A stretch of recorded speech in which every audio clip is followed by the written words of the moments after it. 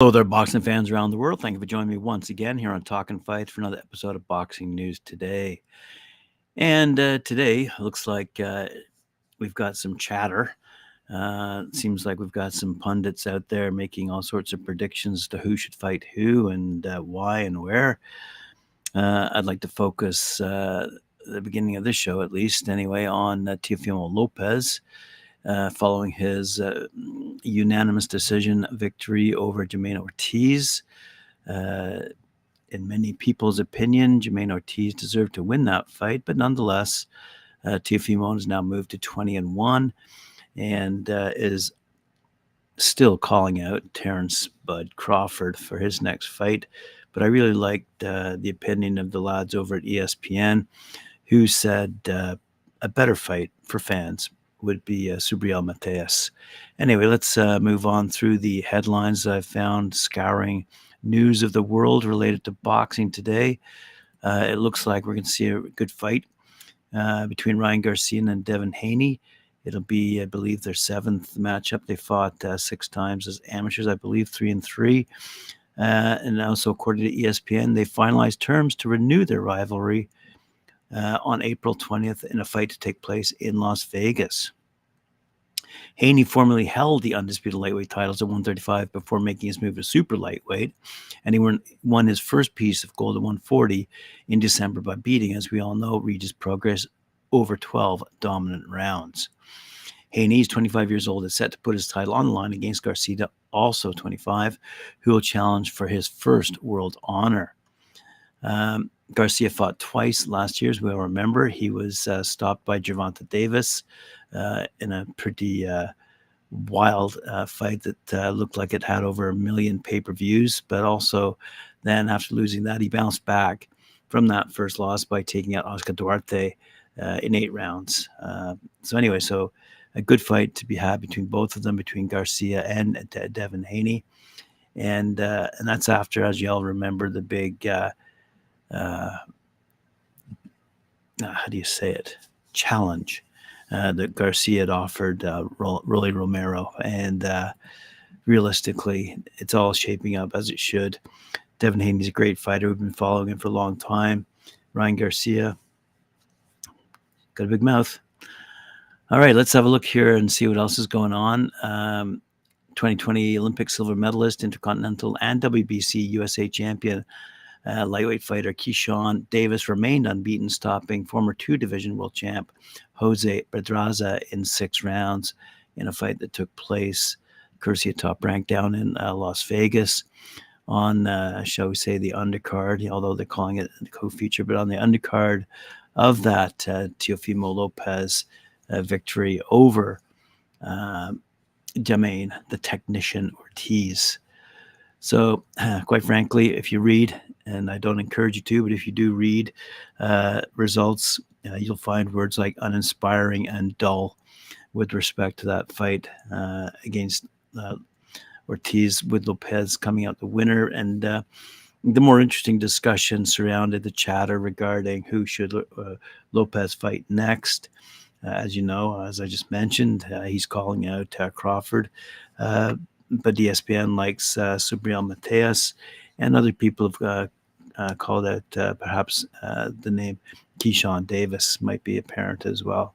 I mean, realistically, he probably might have fought Devin Haney or even Ryan Garcia, but those two are kind of locked up now until at least April. So what's next for Teofimo Lopez? I'd love to hear your comments.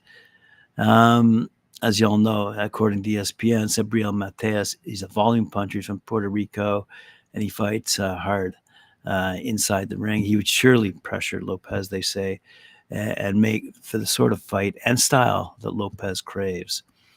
And they've certainly exchanged words on social media, apparently, and it's a perfect matchup to show off Lopez's elite talent once again. So according to ESPN, let's see if that fight will happen. Let's move on to women in boxing. And a little bit of history was made a month or so ago, I believe, over in England. Let's read this in its entirety. We have featured Chris Boyle and his stable of fighters. And one of them, Elle Coulson, who we've interviewed on Talkin Fight, made a little piece of history over in the Shirebrook Leisure Centre in Mansfield, England on Saturday, the weekend, when she beat Brisbane, Australia's Jamie Endington for the vacant WBA Oceanic middleweight title. So it was a well-contested bout, both combatants giving it all, as we might expect from the women. And whilst Coulson secured the victory by marches 9-9, 9-1, 9-1, 9-9, 9-1, 98, 9-2, the scores did not reflect the close nature of the contest or the supreme effort extended by Edenton, who made Coulson work every second of every round. Great fight. Ultimately, it was the superior work rate and accuracy of Coulson, who boxed superbly at range beyond her jab for large parts of the contest that took her to victory. But how does this make history? Well, Coulson became the first British and Irish boxing authority, as BIBA, licensed female boxer to win a Big Four WBA championship on home soil, and in doing so, secures a guaranteed place in the WBA middleweight rankings. So good for Elle. And good for Chris Boyle. Speaking of women moving up in the ranks, so to speak, Golden Boy recently announced a co-promotional deal with Samson Boxing for 21-year-old IBF female flyweight world champ Gabriela Fundora, who's 12-0, as we all know. We've been following her for a while as well. Fundora is scheduled to defend her IBF title against Christina Cruz on a DAZN broadcast underneath Jaime Munguia versus... was scheduled to defend and won. So she's now fighting under the Golden Boy banner, as well as Samson. And Oscar De La Hoya is pretty happy with that as he begins to increase his presence with women's boxing, especially after Fundora has been fighting the way she's been fighting. It's pretty incredible, as is her brother. All right, let's move along to other news in women's boxing. Other announcements, it looks like Nina Hughes has joined Lou DiBella's stable, DiBella Entertainment. She's a great lady, said Lou. Proud to promote another resilient single mom who never quit on her dream. This is such a stacked division, and we have several bantamweights on the DiBella roster, he said. We're going to get Nina busy and fighting. There are so many good fights to make at this weight, and I'm excited to work with Nina, Leon, and Kevin. The DiBella Entertainment stable includes some of the top talent in the women's bantamweight division: IBF world champ Mio Yoshida, IBO world champ Amanda Galley from Canada, IBF number one mandatory Sharetta Metcalf, and top Australian fighter, one of my favorites, Chernika Johnson, a former world champion herself. And they all count themselves among DiBella's roster of talented women. Yoshida, Metcalf, and longtime DB fighter Heather Hardy are also single mothers. Hardy fights for her daughter Annie's college tuition. Metcalf is raising two sons, one with autism. And the world saw Yoshida recently share her world title victory with her daughter Mina. So good stuff from Lou DiBella. And let's see what's also happening in America. Split T Management has announced they've signed undefeated bantamweight contender Joanna Wonyou. One will be co-managed by boxing's premier manager for female fighters, Brian Cohen, and Block One Sports, says this press release. Joanna is a terrific young fighter who has a ton of talent and is a major player in the bantamweight division. In her last bout, she dominated an undefeated fighter in her opponent's hometown. She's been the most avoided fighter in the division, but we, along with Block One Sports, expect her to have her in title contention very soon, and we expect her to be a terrific fighter for a long time, said Brian Cohen. One, she's 23 years old out of London, England, via France, was a youth amateur gold medalist and three-time French amateur champion. And she has a record of 9-0 with 2 knockouts. 4-year professional and already a major player in the bantamweight division. So good for her and good for Split T. But it doesn't end there. Split T have also announced they've signed former world title challenger Angelica Rascon. Rascon is fighting out of El Paso, Texas, and has a record of 11-2 with 2 knockouts. And she's also going to be managed by Brian Cohen. And said Cohen, we're very happy to be working with her and navigate her to a world title. Angelica is fighting on March 1st in a hometown of El Paso at the County Coliseum. Rascon turned professional on February 28, 2014, with a 4th-round stoppage of Adeleme Moreta.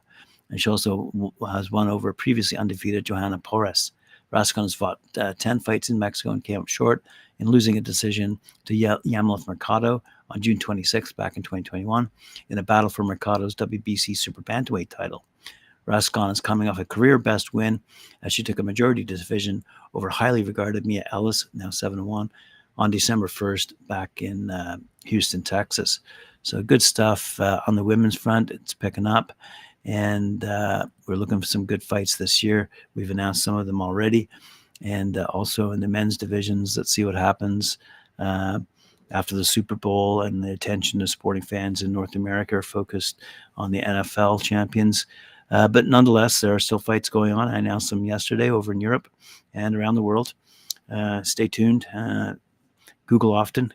Find Talkin Fight for all your latest updates. Remember to like, share, subscribe, hit that notification bell, and we'll see you later on, 11 a.m. Eastern Time, for more news and updates from around the world, chatter, previews, you name it, results. I read all these stories. I bring it all to you. Thank you very much for joining me today, and I look forward to seeing you again.